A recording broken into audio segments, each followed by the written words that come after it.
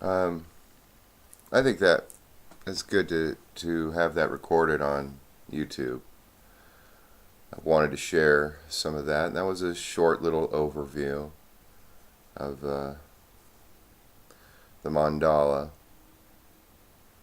Um, my plants, I was never really into planting. My grandmother was. I have farmers on both sides of my family. But after I injured my back, it became therapy. And that large jade plant that was out there, I was reminded. At the beginning of this, let me see if I can show it to you here.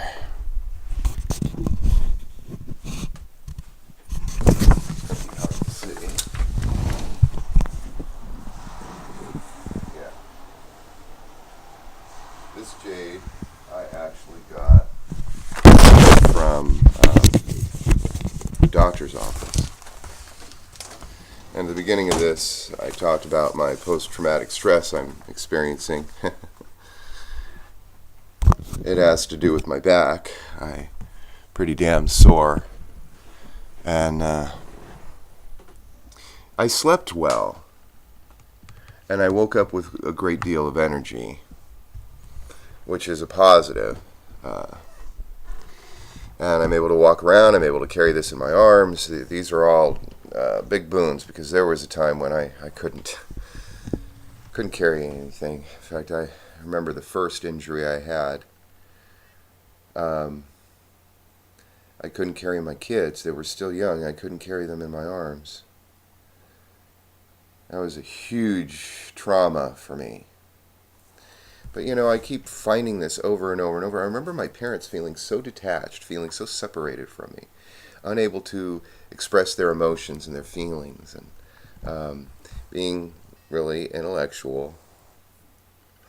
And I just, I can't help but see the same pattern arise in my own life. And the key for me is, don't condemn it. Because I found that over and over and over, people who condemn something, I end up finding out becoming the very thing they condemn.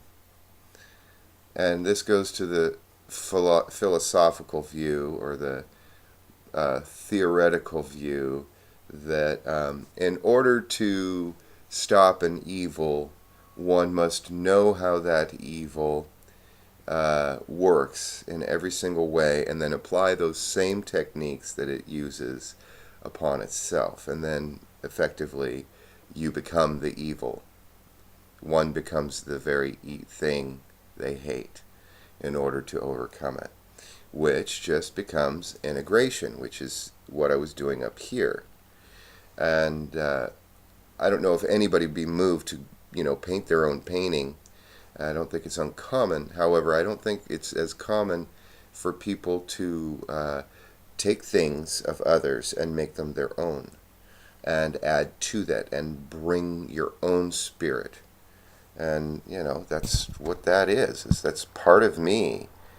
It's a symbol there. But back to this traumatic stress. That jade plant I got from the first doctor on my final injury, where I got workers' comp, and decided that I'm not going to work anymore, because that's what they told me. You should never work any. Well, they told me that from the beginning, but all my elders, all my authorities told me, oh, no, no, no, no, you don't have to listen to the doctors. Just listen to us, because we'll profit at your expense, is what they were doing. I didn't know that at the time. I just blindly did what the authorities told me to do, what my elders and superiors, when I still believed in superiors and inferiors. And I do think that they exist within the dragon, the phenomenal dragon.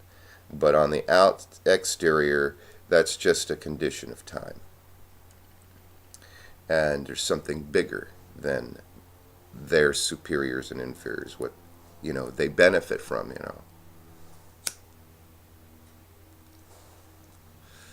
And that jade plant, I was moved to do planting on my balcony when I moved into this new apartment because I had this extra time and I needed something to work my energies through and express energy through. Being that I was unable to work and I had my daughters who were, you know, pubescent and prepubescent young women, and I asked if I could take a portion of a very large jade plant that they had in front of their office.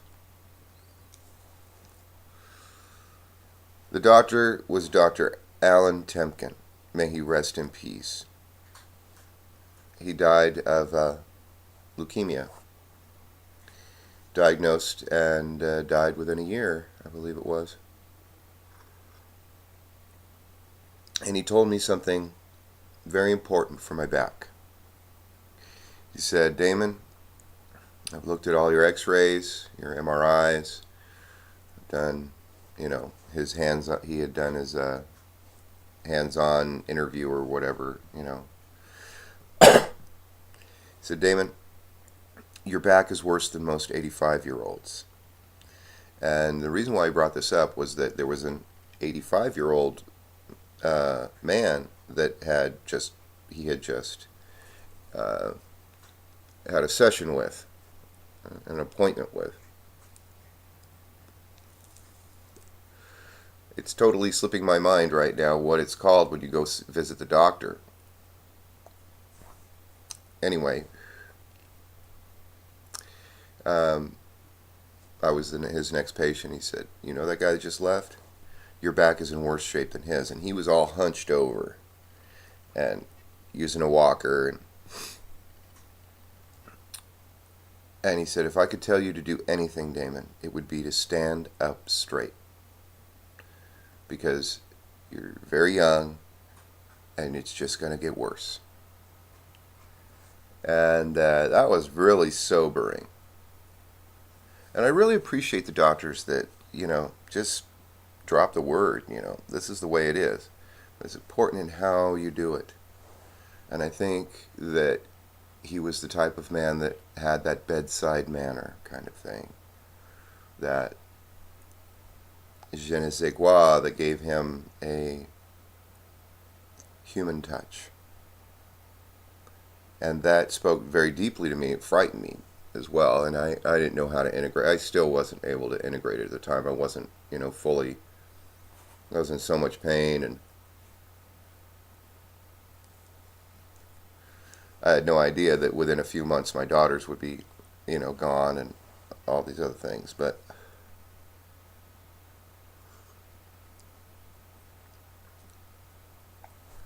that led me on a path of stretching and yoga. That was the very beginning. It took me another year before I was able, year and a half actually, before I was able to even begin to think about doing movements that would create more pain than I was already in. And it often happens that, everything has to fall to pieces before I'm ready to change.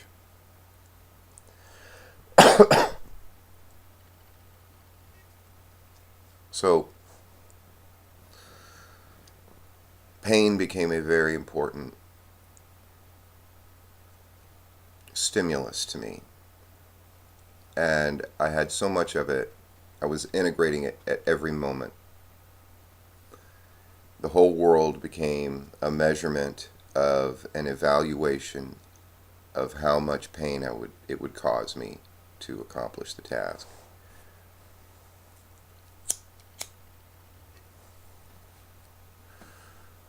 And in relation to what I had told my friend, my elder, the other day, and I talked about yesterday, about how evil, bad, and wrong needs to be integrated and ultimately is an affirmation of life.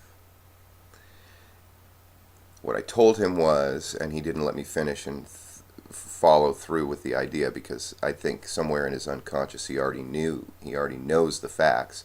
but he doesn't want to admit them because he's having too much fun condemning people, condemning the bad, punishing the bad, because he just doesn't know how to deal with it. He doesn't know how to integrate it because he just had too much of it. And I totally respect that.